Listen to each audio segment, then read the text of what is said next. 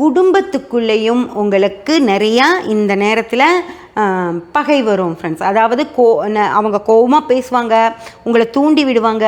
சரி அவங்களுக்கு தான் கோபம் வருமா எனக்கும் வரும்னு சொல்லி நீங்களும் எதிர்த்து பேசிடுறதோ ஏதோ ஒன்று நடக்கிறதுனால அந்த இது பெருசாகி அவங்க வந்து என் மூஞ்சிலே முழிக்காத அப்படின்னு சொல்லிட்டு போகிற மாதிரி ஆகிடும்.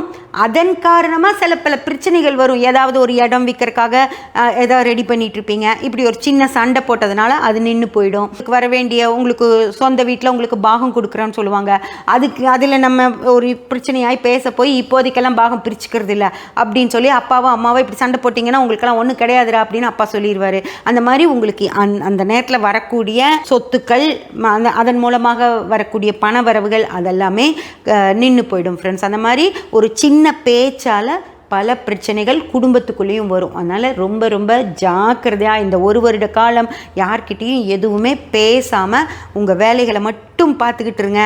ஏன்னா சுற்றி உங்களை அடிக்க தான் காத்துட்ருப்பாங்க. அதனால் வீட்டுக்குள்ளேயும் சரி, வெளியே ஆஃபீஸில் வேலை செய்கிற இடத்துல, தொழில் செய்கிற இடத்துல, எல்லா இடத்துலையுமே உங்களுக்கு பகை தான் வரும். அதனால் ஜாக்கிரதையாக இருந்துக்கோங்க ஃப்ரெண்ட்ஸ்.